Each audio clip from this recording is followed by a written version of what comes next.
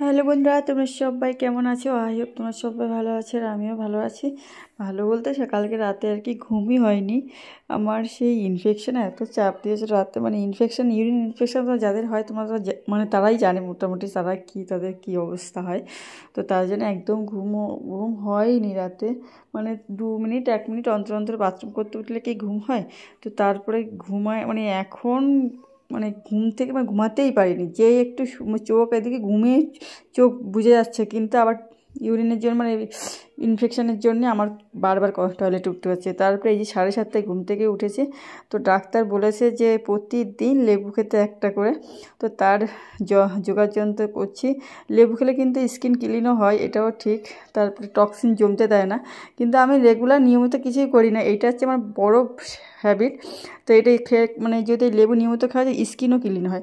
মানে সত্যি কথা বলতে খুব ভালো হয় স্কিন খাওয়া, যে মুখটা রোগা হয় এরকম কোনো ব্যাপার নেই, স্কিনের দিক দিয়ে খুব ভালো হয়, ক্লিন ভালো হয়। তো তার জন্য এই যে লেবু একটা ভালো করে গরম জলে একটু করে, গরম জলটা মাই করে দিয়েছে। তো আস্তে আস্তে কী বলতো, একটা লেবু দিলে না অনেকটা টক হয়ে যায়। আমার টকের প্রতি নেশাটা খুব কম, টক আমি খেতেই চাই না।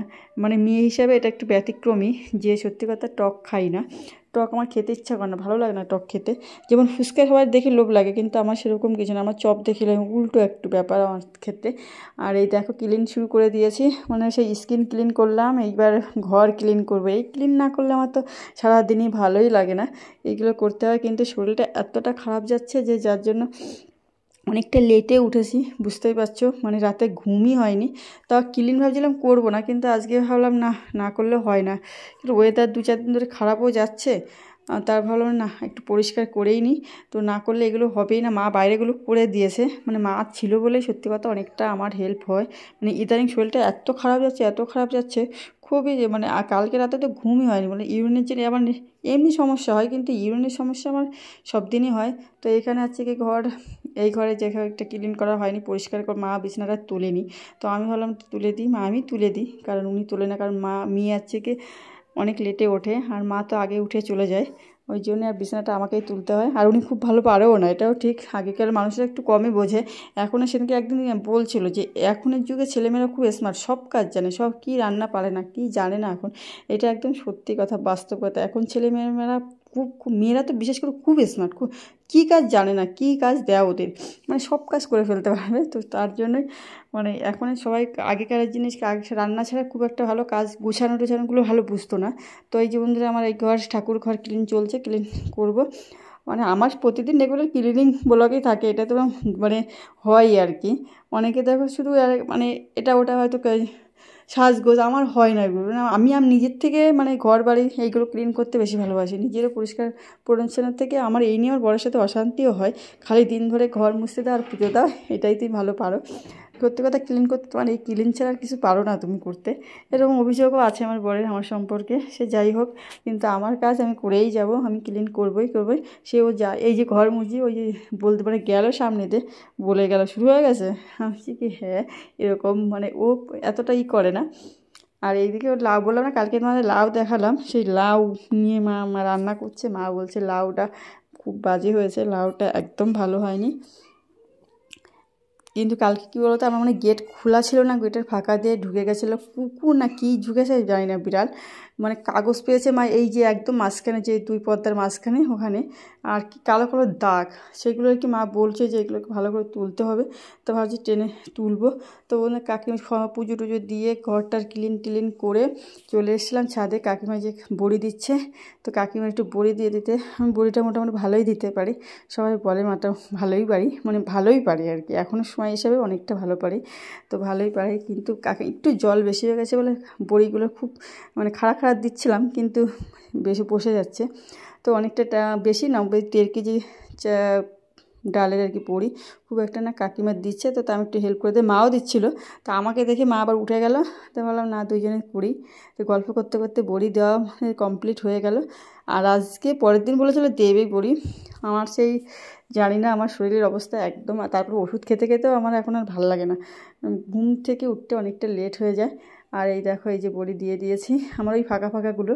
আর এইদিকে যে সব গায়ে গায়ে লাগানো, আমি বললাম একটু গায়ে গায়ে এত দিলে ফাঁকা হলে হাওয়া বাতাস তাড়াতাড়ি রোদ লেগে ঠিক হয়ে যায়। তারপরে খাওয়া দাওয়া করে এই যে রেডি হচ্ছি। আমি ভাবছিলাম যাবো না, কিন্তু ওই যে বড়বাবু কালকে আবার একটা বিয়ে বাড়িতে যাবো, একটা প্রেজেন্টেশন কিনতে হবে, মেয়েকে দিয়ে তারপরে যাবো। তাই জন্য ভাবলাম, যেতে ইচ্ছে করছিল, বলছে না তুমি চলো, মানে ও রয়েছে, তারপরে আর কি আমাকে না নিয়ে যাবে না। তারপরে এই যে রেডি করে দিচ্ছে, আমি তো রেডি হয়ে গেছি। আর এবার সেই ওই একেবারে স্যার বলেছে একার কাজ একা করতে, কিছুতেই চুলটাও আঁচড়াতে দেবে না। শীতেও ভালো করতে পারিনি, তা আমি একটুবার করে দিলাম। আর এই জামা কাপড় কালকে কেচেছিলাম, এই ড্রেসটা, তো তার জন্য এবার তুলে রাখছি। আমার সেই মানে ওর দিকে বাবা রেডি, আর এইদিকে বাকি সিগনেচার করতে হবে, মেয়ে বলছে। তো বন্ধুরা, স্কুলে দিয়ে মেয়েকে আমার বোনের বাড়ি গেছিলাম, সেখান থেকে ওকে এবার এখানে নিয়ে আসলাম, বাজারে নিয়ে এসে ও বাজারে ছেড়ে দিলাম।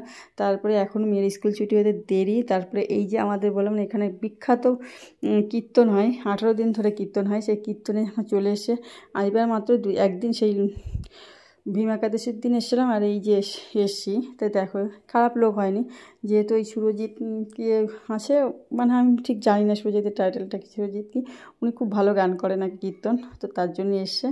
আর এই দেখো সবাই অনেক লোক এসছে, আমি পুরো তুলে ধরতে পারলাম না, মানে মোটামুটি ওখানে প্রচুর লোকই হয়। এই দেখো আমি প্রেজেন্ট ছিলাম, বুঝতে পারছো, আমি প্রেজেন্ট ছিলাম। আর এই দেখো এই যে আমি এখন যে রেডি হয়েছি, দুপুরবেলা খাওয়া দাওয়া, বিকালে নিয়ে গেছিলাম ব্যায়ামে, সেখান থেকে এসে একটু ব্যায়ামটা কাছে ছিল, নাইটি পরে চলে যেতে পেরেছিলাম। এখানেও যাই, কিন্তু সবসময় না, অনেক সময় সেজে গুজে আসে, সেখানে নাইটি পরে গেলে কোনো একটা বাজে লাগে দেখতে। মাঝে মধ্যে আর সবে সন্ধ্যাও দিয়েছি, সন্ধ্যা দিয়ে ড্রেস চেঞ্জ করতে, এমনিতে ড্রেস চেঞ্জ করতে হবে। তারপরে এই যে আবার চুড়িদারটা পরে নিলাম, পরে নিয়েছি। এখন মেয়েকে নিয়ে যাবো নাচে, তো নাচের থেকে এসে আবার রান্না টান্না আছে। তো বন্ধুরা এই যে রান্না, চচ্চড়ি, পুঁটি মাছের চচ্চড়ি এই যে করব, দেখতে পাচ্ছ। তো মাছগুলো দিয়েছিল দাদাভাই, তোমাদের তো চিনেছি, দাদাভাইকে সেটা চেনো তোমরা। দাদাভাই আমাকে মানে খুবই ভালোবাসে বললেই চলে। তার এই যে তারপরে আছে কী বলো তো, এগুলো ভাজবো আর ওইগুলো চচ্চড়ি করব, 2 রকম রান্না করব রাত্রেবেলা। তো মানে আজ রাতে তো খাই না, শুধু সচরাচর সিদ্ধ ভাতই খাওয়া হয়। আগের ব্লগগুলোতে তোমরা দেখেছো আমি সিদ্ধ ভাতই বেশি খাই রাতে, এত হেভি খাওয়া দাওয়ার করি না, মানে এই তো রিচ খাবার দাবার একদমই খাই না। তো আজকে 2-1 দিন হয় না, একটু নিয়ম ভাঙতে ইচ্ছে করে না, তো আজকে একটু নিয়মই ভেঙে ফেললাম আজকে। আর দিয়েও গেছে, এই তাজা জিনিসের স্বাদও আলাদা, দিয়ে গেছে তো সন্ধ্যাবেলা ওই জন্য মা কেটে কুটে রেখেছিল। তো আমি এই যে রান্না করছি, আর সত্যি কথা এত টেস্টে, আমাদের ভিডিও মানে ভয়েস দিচ্ছি পরে, এত টেস্টি হয়েছিল না, খুব ভালো লাগছিলো খেতে। তাই দেখো রান্নাতে ভাসছি মন দিয়ে। আর এদিকে বাড়িতে কেউ নেই, একাই করছি। মেয়েও চলে গেছে নাচের থেকে এসে, আছে ওর ঠাম্মার কাছে, ঠাম্মা একটু পাশের বাড়িতে গেছে, ওখানে চলে গেছে। আর একটা বলুন যে কাকিমার বই, ওই কাকিমার বাড়িতেই থাকে মা বেশিরভাগ, তো ওই কাকিমার বাড়ি চলে গেছে, ও চলে গেছে। আমি পুরো সম্পূর্ণ একা। তো আমার ক্লিনিং ব্লগ আর ঘর সাজানো ব্লগ কেমন হলো অবশ্যই একটা কমেন্ট করবে।